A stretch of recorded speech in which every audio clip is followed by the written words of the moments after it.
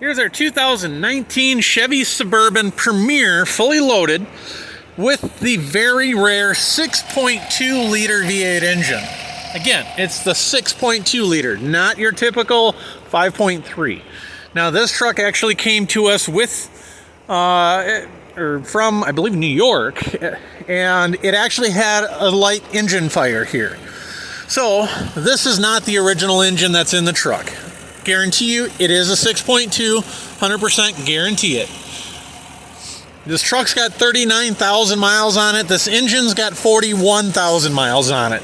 I can verify it with the engine that's in here and how many miles, just so you know that it doesn't have an excess amount of miles. So here's the deal of what happened to this truck. This truck went in for service, and for some odd reason, the shop had to remove the driver's side cylinder head. I don't know why. I'm suspecting lifter damage because the four front lifters on this side of the engine, again, different engine, the four front lifters on this side of the engine were removed. So the cylinder head was off. Of course, the intake was off, the cylinder head was off, but only the four front lifters were removed. That is kind of a common problem with these.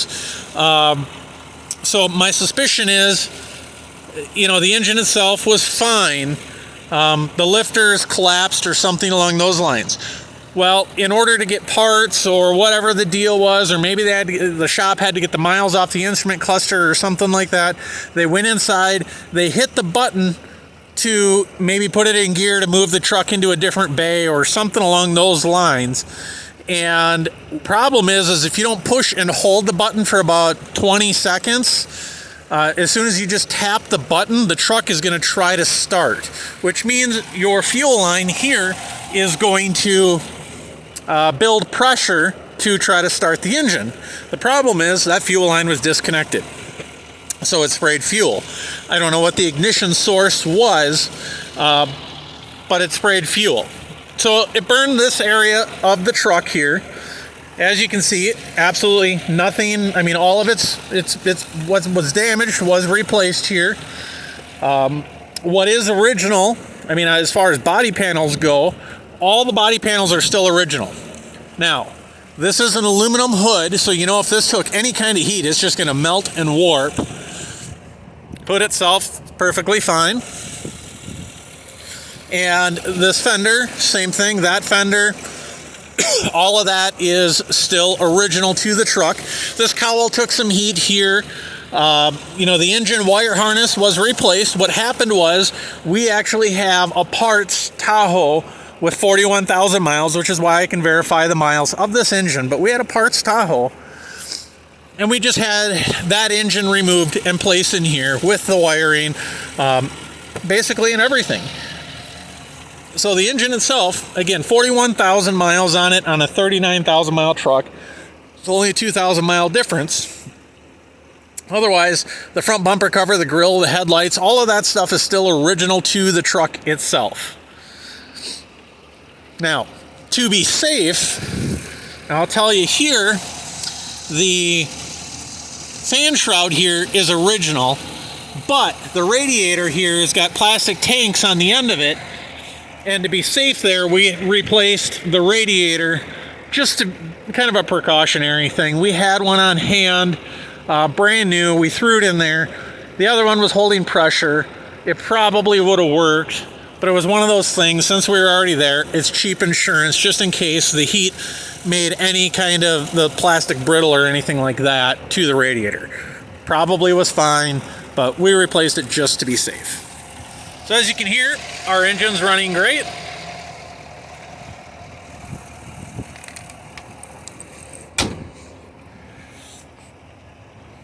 Sorry, that was just my fingerprint smudge there. Now, going around the outside of the truck, of course we do have 22-inch wheels on here. Tires look like they're brand spanking new. Probably, I'd say 100% life left there. Couple little scratches down here. They would probably buff off.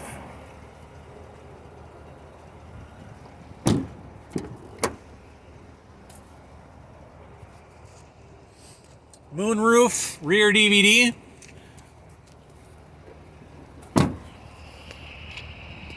let's see. Well, there's one little mark here in that rim. Of course, power rear liftgate, backup camera. It is a Premier. 3 rows of seating. Of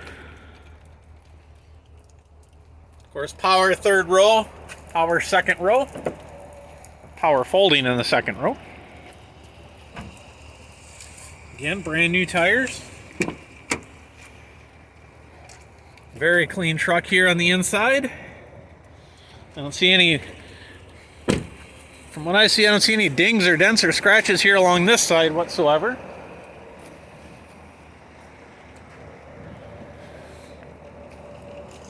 I do have roof racks.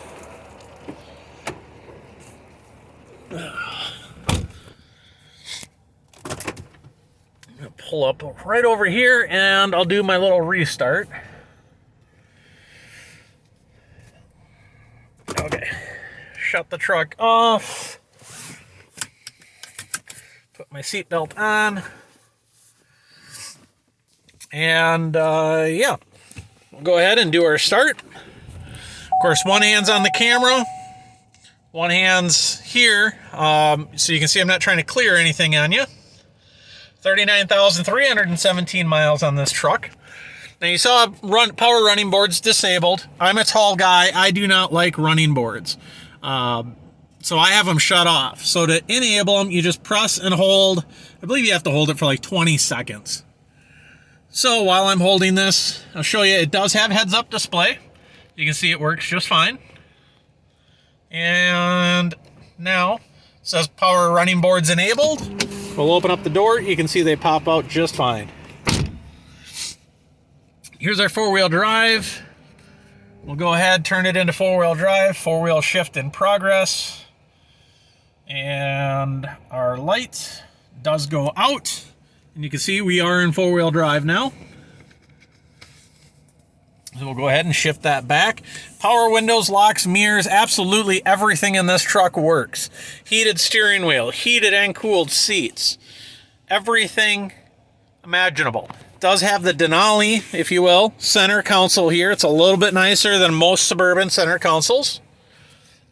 Or in my opinion, all Suburban center consoles. We got the charging pad here in the center. Where's my water? Let's see, what else am I forgetting here? Some power running boards, lane keep assist, parking, power adjustable pedals, trailer brake, heads up display. Yeah. Again, everything works. Power windows, locks, mirrors, our moonroof up here. That's going to open and close just fine. Let's see, what else can I show you? Turn my heated seat on. It is a little bit of a chilly day out here. You can hear radio works just fine. Oh, one thing I'll tell you is my camera sometimes records digital displays. Funny, I have a digital camera. So these displays, like the instrument clusters, the heads-up display, and these things sometimes flicker and flash. I promise you, it's not actually doing that in real life. If I hold my camera up to it and keep it steady, you can see it doesn't flicker.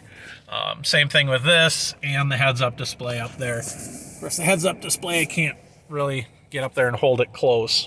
So yeah, we'll go ahead and go for a little test drive.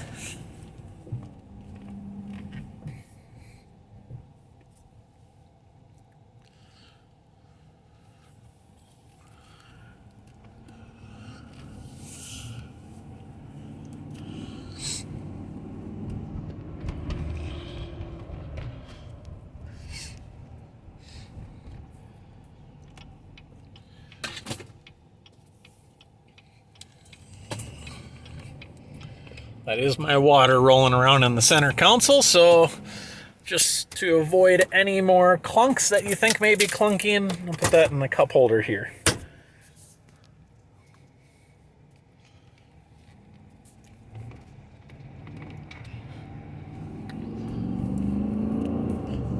Go ahead, I'll hit the gas pretty good. Now, if you've ever driven a Suburban, you can tell that's a 6.2 just by how quickly we accelerated there.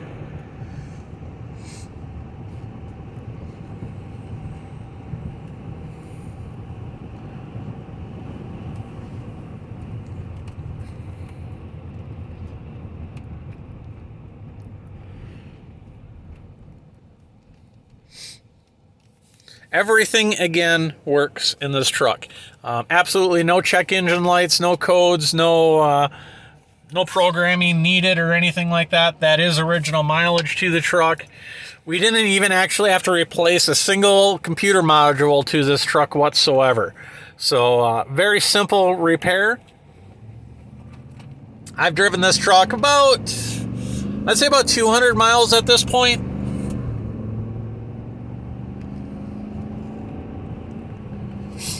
Now, one thing I'll tell you, for those of you who think you're experts on running Carfaxes and whatnot on vehicles, and if you run the Carfax on this one, you're probably going to come up with odometer fraud.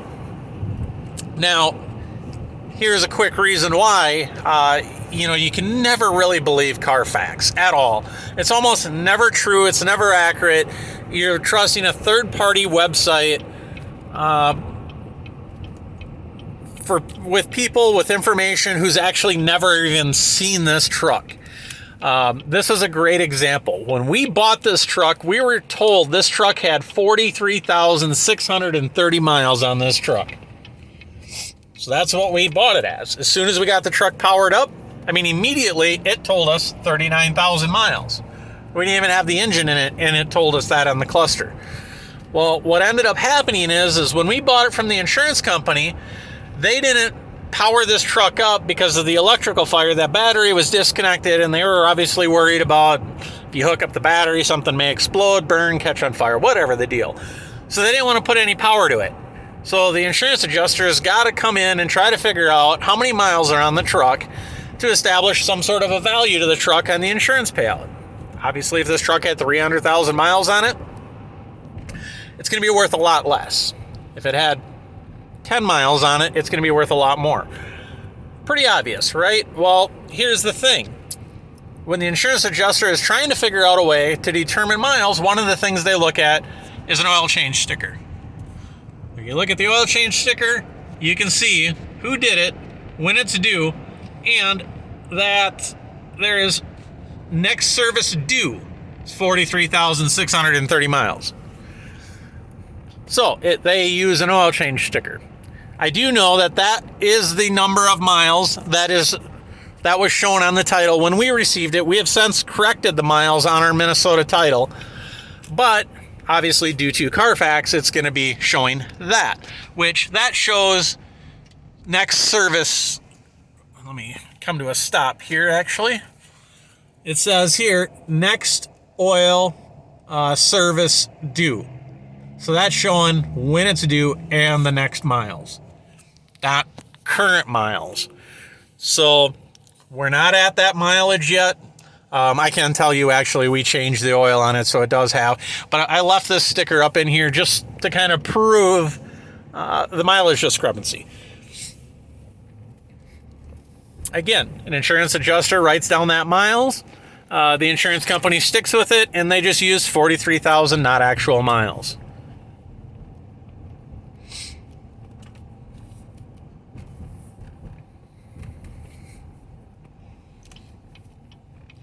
Now, this truck has been inspected by the state of Minnesota, so the salvage status has been cleared from this truck.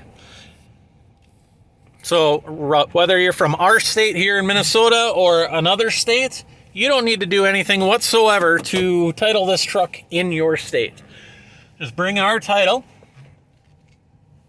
to your home state, pay your local sales tax and registration fees, and you're good to go. Nothing more you need to do.